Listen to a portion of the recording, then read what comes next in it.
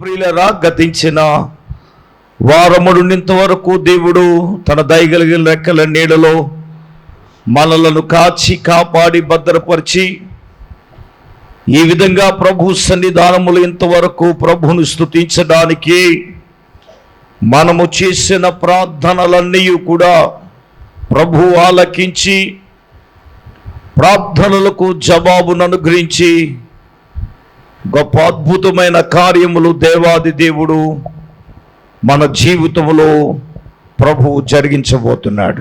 ఇంకేమీ ఆలస్యం చేయకుండా దేవుని వాక్య ధ్యానములోనికి వెళ్ళక ముందు బైబిల్ చేత పట్టుకుని శ్రద్ధగా దేవుని వాక్యం వినడానికి కూర్చొని లేఖనాలు ఏ విధంగా మనకు ప్రబోధం చేస్తున్నాయో చెప్పబడుతున్న లేఖనాలు పరిశీలించాలి అని ప్రభు పేరిట మీకందరికీ కూడా నేను మనవి చేస్తున్నాను. ఒక మాట, దేవుడు ఏ మాట ద్వారా మనల్ని దర్శిస్తాడో తెలియదు, కానీ ఒక్క మాట మన జీవితాన్ని మార్చేస్తుంది. ఒక్క మాట మనలను ఆదరిస్తుంది. ఒక్క మాట బలహీనులమైన మనలను బలపరుస్తుంది. ఒక్క మాట మన జీవితాల్లో ఎవరు లేని ఎవరిని ప్రోత్సాహాన్ని దేవుని మాట మనకిస్తుంది. అందుచేత ఆ దేవుని మాట కొరకు మనం ఎదురు చూడాలి. ఇంకేమీ ఆలస్యం చేయకుండా ఈ దినం దేవుని వాక్యంలోనికి మనం వెళ్ళబోతున్నాం. ఈరోజు మెసేజ్ యొక్క టైటిల్ ఏమిటంటే ఉపదేశానుసారం. ఒక వ్యక్తికి లేదా ఒక సంఘానికి ఒక ఉపదేశాన్ని ఇస్తాడు. ఉపదేశానుసారం అంటే దేవుడు మనకిచ్చిన ఉపదేశానుసారముగా మనము జీవించాలి. తల్లిదండ్రుల ఉపదేశం పిల్లలకు ఉండాలి. మాస్టర్ యొక్క ఉపదేశం విద్యార్థులకు ఉండాలి. క్రైస్తవ విశ్వాసులకు, దేవుని బిడ్డలకు ఉపదేశం కావాలి. ఉపదేశానుసారముగా నడవాలి. దేవుని ఉపదేశము లేనివాడు ఇష్టానుసారంగా జీవిస్తాడు. వాక్యం చెప్తుంది, దేవోక్తి లేని ఎడల జనులు కట్టులేక తిరుగుతారు అని. దేవుని వాక్కు లేకపోతే, ఉపదేశము లేకపోతే జనాల్లో ఒక కట్టు ఉండదు. నిజమే, కట్టు అనేది కావాలి. చేనికి గట్టు కావాలి. చేనికి ఏం కావాలి? గట్టు కావాలి. కుటుంబానికి ఏం కావాలి? గుట్టు కావాలి. సంఘానికి ఏం కావాలి? కట్టు కావాలి. కట్టు లేకపోతే ఇష్టానుసారంగా తిరుగుతాడు. అది ఆడదైనా మగదైనా ఎవరైనా. కట్టు లేనోడు బరి తెగించి తిరుగుతాడు, బరి తెగించి మాట్లాడతాడు. దైవ ఉపదేశానుసారము లేకపోతే మనుషులు ఇష్టానుసారంగా బ్రతుకుతారు. ఈరోజు ఉపదేశానుసారం ఏంటంటే ఏమి మనకు ప్రబోధం చేస్తుంది. ఈరోజు కొంత ఆత్మీయ లోతులో ఉంటుంది ఉపదేశం. దేవుని పరిశుద్ధ గ్రంథమైన బైబిల్లో నుంచి మూలవాక్యంగా అపోస్తుడైన పౌలు తిమోతి రాసిన మొదటి పత్రిక 1వ అధ్యాయం 5వ వాక్యాన్ని దయచేసి చదువుకుందాం. ఉపదేశ సారం ఏదనగా, చూడండి, ఉపదేశ సారం ఏంటంట? 1 పవిత్ర హృదయము నుండి, 2 మంచి మనస్సాక్షి నుండి, 3 నిష్కపటమైన విశ్వాసము నుండి, 4 ఏంటంటే కలుగు ప్రేమ.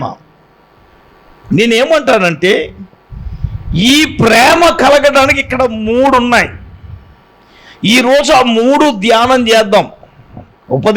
ఉపదేశ సారం ఏంటంటే, ఉపదేశ సారము ఏ ఒక్క వ్యక్తిలో ఉంటుందో ఆ వ్యక్తిలో ఏముంటుందంటే పవిత్ర హృదయం. అందరూ చెప్పండి, ఏంటి మాట్లాడాలి? ఉపదేశ సారం ఏమిటండి?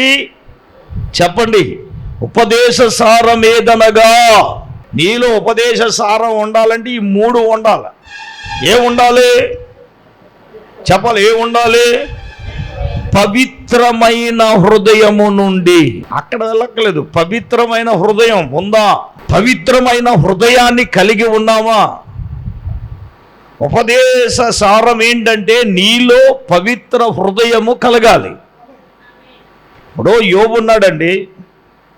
యోబు ఏం చేసేవాడంటే ప్రియులారా, తన కుమారుల కోసం, తన కుమార్తెల కోసం ఏమండి ప్రతి అరుణోదయాన్న లేచేవాడు. ఒకసారి యోబు గ్రంథం 1వ అధ్యాయము 5వ వాక్యాన్ని ఒకసారి మనం చూస్తే, వారు విందు దినములు పూర్తి కాగా యోబు తన కుమారులు పాపము చేసి, చూడండి, తమ హృదయములలో దేవునిని దూషించిరేమో అని వారి పిలవనంపించి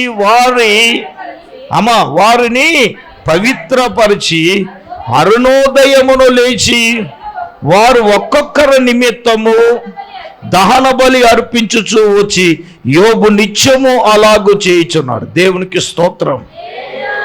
యోబు గారు తన పిల్లలు ఎక్కడైతే దేవుణ్ణి దూషిస్తారో అని, ఏమని, దేవుణ్ణి దూషించి పాపము చేసి వారు హృదయాలలో దేవుణ్ణి ఎక్కడ దూషించి అపవిత్రులవుతారేమో అని. హృదయము అపవిత్రత అవునప్పుడు మనిషి ఏదైనా మాట్లాడతాడు, బరి తెగించి మాట్లాడతాడు. సేవకుడు అని ఉండదు, సేవకురాలు అని ఉండదు, కట్టుకున్న భార్య అని ఉండదు, కన్న పిల్లలు అని ఉండరు. ఆడి నోటికి ఏమొస్తాయో తెలియదు, ఎలా పడితే అలా మాట్లాడేస్తూ ఉంటాడు. అవునండి, హృదయము పవిత్రం లేనోడు ఏదైనా మాట్లాడేస్తాడు. ఉపదేశ సారము కలిగిన మనం అట్లా మాట్లాడడానికి వీలు లేదు. ఎలా పడితే అలా మాట్లాడేస్తాం, దేవుణ్ణి దూషించేస్తాం. అప్పటికేనే మనంతా ఊపు కొప్పు బ్యాచి గాలివాటం అన్నమాట. నీకు ప్రేమ వచ్చినా తట్టుకోలేము, బాధ వచ్చినా తట్టుకోలేము, నేను తట్టుకోలేము. ఇప్పుడు యోబు గారు అంత భక్తుడే, కానీ తన పిల్లలంట ఏమండి దేవుణ్ణి దూషించి వాళ్ళు ఎక్కడ అపవిత్రులైపోతారేమో అని, వాళ్ళు హృదయాలు పవిత్రంగా అవడం కోసం, వారి పిల్లల కోసం ఆయన చేసిన పనేంటో తెలుసా? ప్రతి అరుణోదయాన్న లేచి వారిని ఏం చేసేవాడు? నిజమే, ఉపదేశ సారము కలిగిన మనలో పవిత్ర హృదయము కలిగి ఉండాలంటే ప్రతి అరుణోదయాన్ని లేచి నువ్వు ప్రార్థన చేయాలి. ఏం చేయాలి? బలులు అర్పించడం అంటే ప్రభువుకు స్తుతులు, స్తోత్ర బలులు దేవునికి ఏం చేయాలి? అర్పించాలి. నువ్వు అర్పించాలి, నీ పిల్లల కొరకు అర్పించవలసిన బాధ్యత మన మీద ఉన్నదిగా. మనమే తిన్నంగా ఉన్నాం, ఇంకా వాళ్ళకి ఎక్కడ వస్తాయి? వాళ్ళు ఎక్కడ వింటారండి? వినరుగా. ఈరోజు ఉపదేశ సారం ఏంటంటే పవిత్రమైన హృదయము నుండి. ఇప్పుడు ఈ పిల్లలు తప్పు చేసి పాపం చేసి ఎక్కడ దేవునికి వ్యతిరేకంగా అయిపోతారో, ఎక్కడ దేవునికి వ్యతిరేకంగా జీవిస్తారో అని యోబు గారిలో ఒక భయం. ఎవరి కోసం చెప్పండి? ఎవరి కోసం అండి? మనకు లేదా భయం? పిల్లల కోసం. మనం బతికేదే పిల్లల కోసం కదా. ప్రయాసపడేది ఎవరి కోసం? ఎవరి కోసం? నీ కోసమా? మరి పిల్లల కోసం కదా, వాళ్ళ భవిష్యత్తు గురించి కదా, వారు మంచిగా చదువుకోవాలని కదా. ప్రతి క్షణం ఆలోచన. ఆడెవడో యేసుబాబు గురించి రాశాడు, ప్రతి క్షణం నీ ఆలోచన. ఎక్కడ ఫెయిల్ అవుతున్నామంటే అక్కడే కదా. యోబు గారు తన పిల్లల కోసం వాళ్ళు దేవుని దూషించే హృదయంలో ఎక్కడ అపవిత్రులైపోతారో, పాపం అయిపోతారని వారిని ఏం చేస్తున్నాడు తెలుసా? నేను అంటాను, ఉపదేశ సారము యోబులో ఉంది కాబట్టి. చెప్పండి, ఉపదేశారం ఎక్కడుంది? చెప్పాలి, మాట్లాడాలి. యోబులో ఉంది కాబట్టి ఇప్పుడు పిల్లల విషయంలో ఏం చేస్తున్నాడు ఆయన? హలో, వాళ్ళు దేవుణ్ణి దూషించి ఎక్కడైతే వాళ్ళు హృదయాల్లో పాపం చేసి తమ హృదయాల్లో దేవుని దూషించి వాళ్ళు ఎక్కడ అపవిత్రులు అవుతారో అని.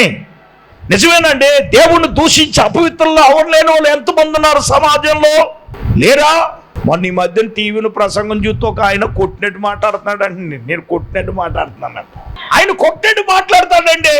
ఆ పాస్టర్ గారు చెప్తున్నాడు, కొట్టినట్టు మాట్లాడిన కానీ మీ ప్రసంగం వింటాడండి బాబు అంటున్నాడు ఆయన. దేవునికి స్తోత్రం. ఉన్నది ఉన్నట్టుగా మాట్లాడితే కొట్టినట్టుగానే ఉంటుంది ఎవ్వరం. మిమ్మల్ని కవించేసి నవ్వించేసి ఇంకా ఆశీర్వాదాలు దీవెనలు అంటే చిచ్చి నేటి సమాజంలో అలాగే చెడిపోతున్నారు విశ్వాసులు. ఉపదేశానుసారం ఏంటి? ఉపదేశాలు ఏంటి? పవిత్రమైన హృదయం కావాలి. అదే దేవుడు ఏం చూస్తాడు అదే చూస్తాడు కదా. ఏమండి చూడండి, జ్ఞానైన సొలొమోను కూడా ఒక చక్కని మాట అంటాడు. సామెతల గ్రంథము 20వ అధ్యాయం 9వ వాక్యం చూద్దాం. నా హృదయమును శుద్ధిపరచుకొని ఉన్నాను, పాపము పోగొట్టుకుని పవిత్రుడనైతిననుకున్న దగిన వాడు ఎవడు? ఇది చాలా ఇంపార్టెంట్ విషయం నాన్న. ఉపదేశ సారం ఏంటంటే నీ హృదయమును శుద్ధి చేసుకోవడమే, నీ హృదయము పవిత్రంగా ఉండడమే. ఓ మాట చెప్పనా, పవిత్రమైన హృదయం అంటే నీ హృదయములో ఉన్న పాపమును ఏం చేయాలి? పోగొట్టుకోవాలి. అక్కడ పాపం చేసి హృదయములో దేవుణ్ణి దూషించిన యోబు యొక్క పిల్లలు బట్టి మాట్లాడుతున్నాడు. ఉపదేశ సారం ఏంటి? పవిత్రమైన, అందరూ చెప్పండి, ఉపదేశ సారం ఏంటి? చివరకే ఉపదేశం సారం ఏంటి? నువ్వు పవిత్రమైన హృదయాన్ని, ఉపదేశ సారం అదే. అది మనకు ప్రబోధం చేసేది కూడా అదే. నీ హృదయాన్ని శుద్ధి చేసుకుని ఉన్నావా? నా హృదయమును శుద్ధిపరచుకొని ఉన్నాను, పాపమును పోగొట్టుకుని పవిత్రుడు అవ్వడం. ఏం పోగొట్టుకుని మాట్లాడాలి? పాపాన్ని పోగొట్టుకుని పవిత్రుడు అవ్వడం. హృదయాన్ని పవిత్రపరచుకోవడం అంటే హృదయములో ఉన్నటువంటి పాపం. అందుకే దావీదు అంటాడు, నీ ఎదుట నేను నా హృదయములో నేనేముంచుకుంటున్నాను, నీ ఎదుట నేను పాపము చెయ్యకున్నట్లు నా హృదయములో ఏముంది చెప్పండి. వాక్యం అంటే అర్థం ఏంటో? ఉపదేశం. వాక్యం తప్ప అన్నీ ఉన్నాయి మనలో. ఒక ఆవిడ ప్రార్థన చేయమంటేనంట కళ్ళు మూసుకుని సీరియల్ స్టోరీ అంతా చెప్పేస్తుంది. ప్రభా అన్విష ఇలాగంద నాయన, దాన్ని ఏమో ఇలాగందంటే ప్రభా నీకు ఇంకింతే ఎప్పితే దాని తప్ప హృదయంలో ఏముంది ఆవిడికి చెప్పండి. ఏమో ప్రభా నువ్వే చెయ్యాలి. ప్రభు ఎందుకు నువ్వు వెళ్ళిపో డైరెక్టర్ దగ్గరికి, ఏచి రక్తం వేచి నువ్వు ఎలాగ అనుకున్నావు అలాగ మార్చేస్తాడు డైరెక్టరు. కొంతమంది ప్రార్థన చేయమంటే ఇదే చదివేస్తారు, ఏచి రక్తం వేచి. ప్రభా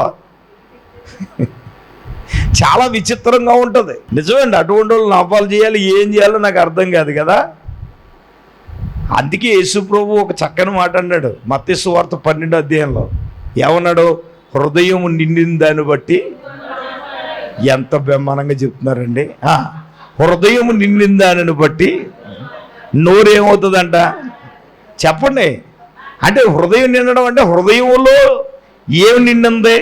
12వ అధ్యాయము 34 వచ్చిన అంట చూడండమ్మా. ఓకే, హృదయమందు నిండి ఉండిన దానిని బట్టి. అమ్మా, హృదయము దేనిని నిండితే అదే మాట్లాడుతుంది.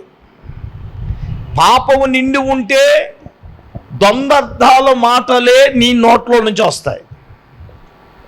కపటము నిండి ఉంటే నీ మాటలేంటి చెప్పండి?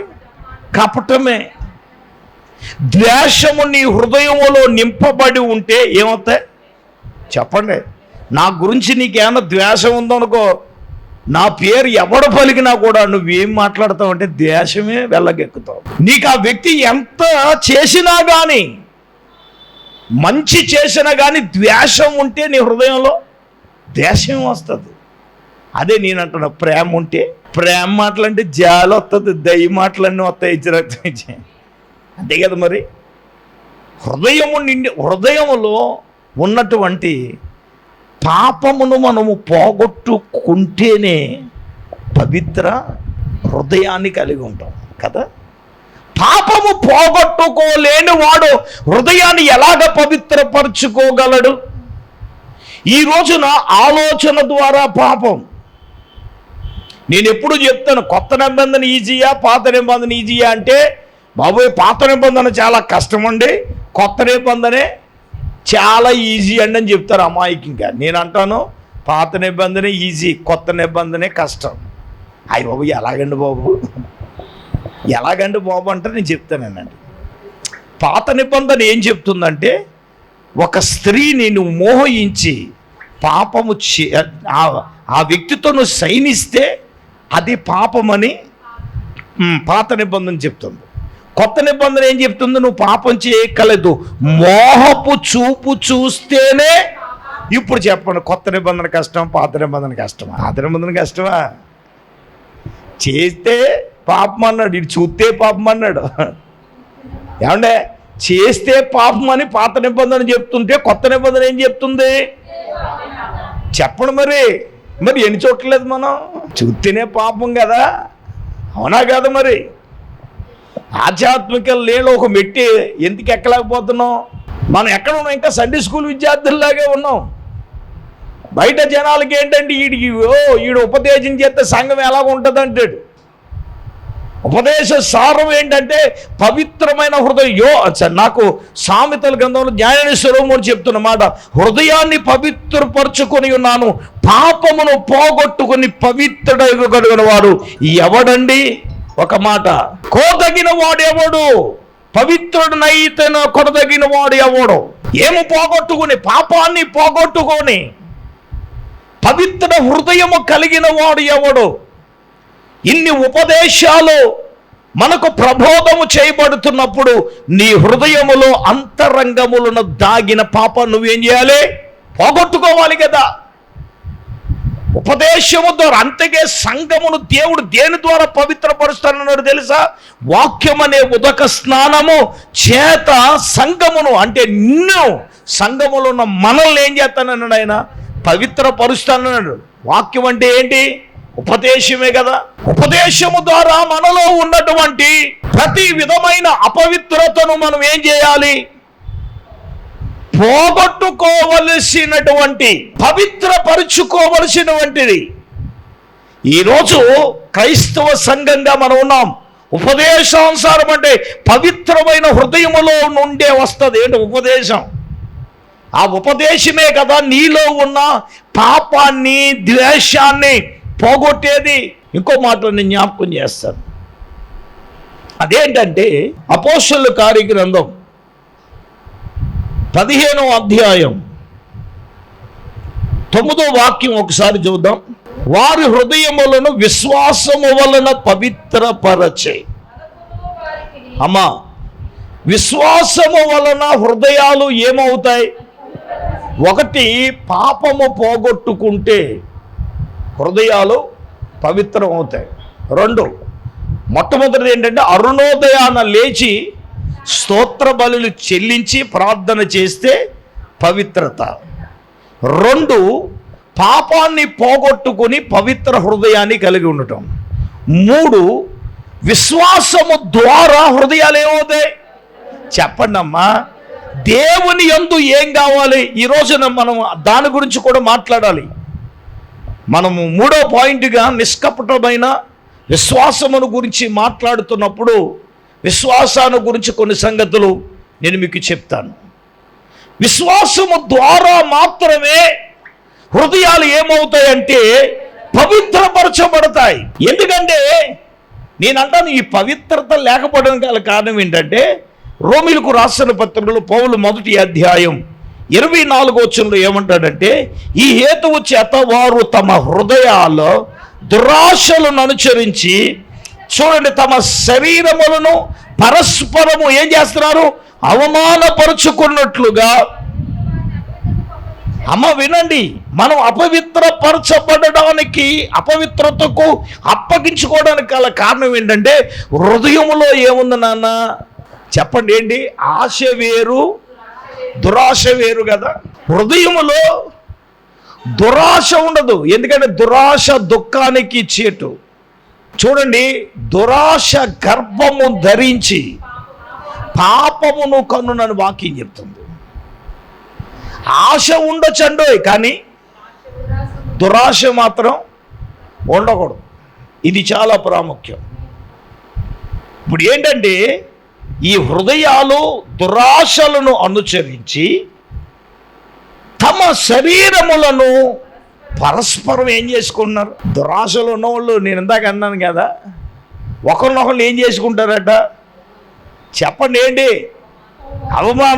అవమానపరుచుకోరంటే ఎలాగుంటుందంటే అంత అలా ఉంటుంది. అవును, వాస్తవం. అవమానపరుచుకుంటున్నారు అంటే నేనేమంటానంటే, నీ హృదయంలో దురాశలు ఉన్నాయంటే పవిత్రత బదులు అపవిత్రతకు మనం ఏమవుతున్నాం చెప్పండి? అక్కడ దేవుడు వారిని అపవిత్రతకు అప్పగించేస్తాడు. ఆశ ఉండొచ్చు కానీ దురాశగా పోకూడదు. ఈరోజు నువ్వు కష్టపడి సంపాదిస్తున్నావు అంటే నీకు 700 వస్తే దాని కొరకు కష్టపడి అంతే. వీడు ప్రతిరోజు పని చెప్తాడు. ఎవడో ఒక రోజు ఆడ అవసరం కోసం 1500 ఇస్తాడని ఈ రోజు పని చెప్పిన వదిలేసి 1500 గురించి పరిగెత్తేవాళ్ళు అనుకో, ఆ ఓ రోజు పని అయిపోద్ది. ఈడేం చేస్తాడు? అటు దురాశ అంటే మీకు అర్థం అవడానికి చెప్తున్నాను. ఏజ్ రక్త వేజీ అంతే కదా. చైతానుడు కూడా ఏం చెప్పనా, ఓయ్ ఒక రోజు 2 రోజు వస్తుంది నానా, ఒక రోజుతోనే అయిపోద్ది. అది ఈడేం చేస్తాడు? ప్రతిరోజు దాన్ని ఏమంటారు? కలిగి ఉన్న దాంతో నేను తృప్తి చెందాలి, నీకు ఇచ్చిన ఇంటితో నేను తృప్తి చెందాలి, నీకు ఇచ్చిన మోటార్ సైకిల్తోనే నువ్వు తృప్తి చెందాలి, నీకు ఇచ్చిన చీరలతోనే నువ్వు తృప్తి చెందాలి, నీకు ఇచ్చినటువంటి దీంతోనే తృప్తి చెందాలి. అర్థమవుతుందా? దురాశగా పోకూడదు.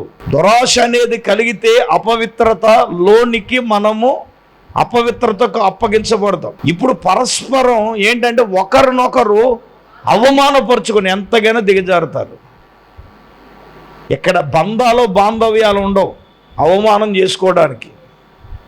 ఎన్ని సంఘటనలు మనం చూడట్లేదు ఈరోజు సోషల్ మీడియాలో, ఎన్ని సంగతులన్నీ జరుగుతూ ఉన్నాయి. దేవుని నమ్మిన మనలో ఉపదేశ సారం ఎట్లాగంటే పవిత్రమైన హృదయం నుండి వస్తుంది. పవిత్రమైన హృదయాన్ని నాలో మనం కలిగి ఉండాలి. ఇది మొట్టమొదటిది. రెండవదిగా ఉపదేశ సారం ఏంటో తెలుసా? మంచి మనస్సాక్షి. ఒకటేంటి చెప్పండి? పవిత్రమైన హృదయం. 2 మంచి మనస్సాక్షి. నేనంటాను, కొంతమంది మనుషులు చూస్తే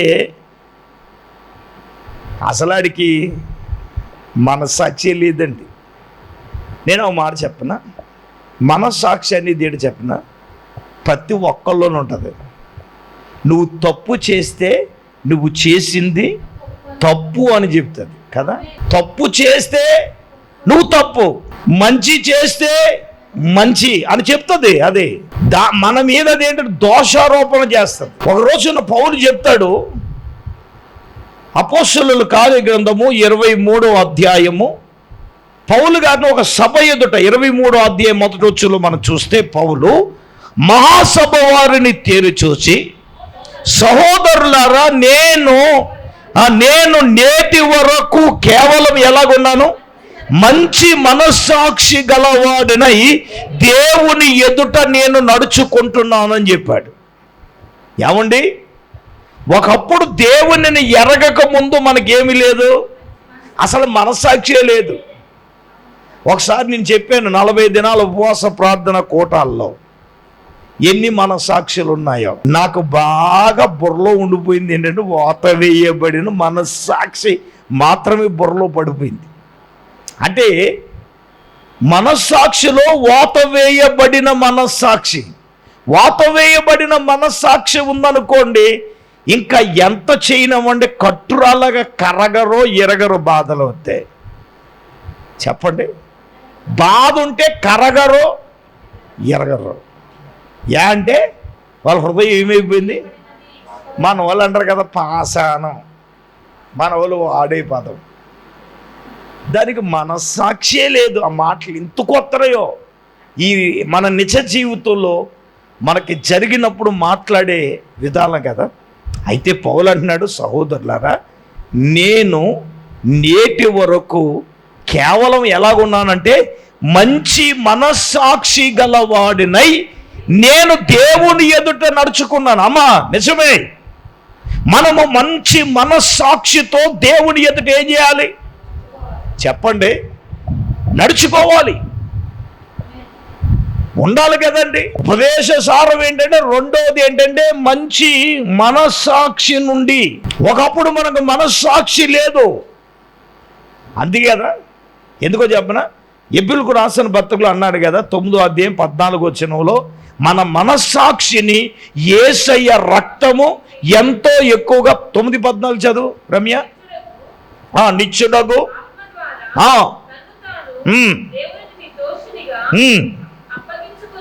ఓకే. చూడండి, క్రీస్తు యొక్క రక్తము నిర్జీవ క్రియలను విడిచి జీవము గల దేవుని సేవించుటకు నీ మనస్సాక్షిని ఎంతో ఎక్కువగా శుద్ధి చేసేది. అందరూ చప్పట్లు కొడు దేవుని నామాన్ని. అమ్మా ఏంటిరా తల్లి? ఏంటంటే మనలో ఉన్న నిర్జీవ క్రియలను విడిచి ప్రతి ఒక్క వ్యక్తి జీవము గల దేవుణ్ణి ఆరాధించడానికి, జీవము గల దేవుణ్ణి స్తుతించడానికి యేసుక్రీస్తు యొక్క రక్తము మన మనస్సాక్షిని ఏం చేసిందండి? మాట్లాడాలి. గత జీవితంలో కాదు, ఇప్పుడు యేసు రక్తము చేత మన మనస్సాక్షిని ఏం చేశాడు చెప్పండి? శుద్ధి చేశాడు కదా. మనస్సాక్షి ఉన్న వాళ్ళు ఎదురువారిని బాధపరచబడ్డానికి, ఆడైనా బాధపడడానికి ఇష్టపడతాడు, కానీ ఎదురువారిని చెప్పండి అందుకే అవతోళ్ళు మన లోకు కట్టేసి మనల్ని ఇలాగ ఆడేస్తున్నాడండి అని మీ హృదయంలో ఉండొచ్చు. కానీ దేవుని ఎదుట మనము మంచి మనస్సాక్షి కలిగిన వారంగా ఉండి నడుచుకోవలసినటువంటి ఈ బాధ్యతను దేవుడు పెట్టాడు కదా. మనస్సాక్షి ఉన్నవాడు దేవుని ఎదుట నడుచుకోవాలి. నువ్వు ఏం చేసినా దేవుని ఎదుట ఉన్నావు అనే దానిని మనం గమనించాలి. నువ్వు ఏది మాట్లాడినా, ఏది చేసినా, మనము ఎట్లాగ బ్రతుకుతున్నామో, ఎలాగ జీవిస్తున్నామో, ఎలాగ మాట్లాడుతున్నామో, ఇది చాలా ప్రాముఖ్యమైన విషయము కదా. కాబట్టి నా ప్రియమైన వారలారా, పరిశుద్ధాత్మ దేవుడు ఆయన తన వాక్యమును బట్టి మనతో చెప్పే మాట ఏంటంటే,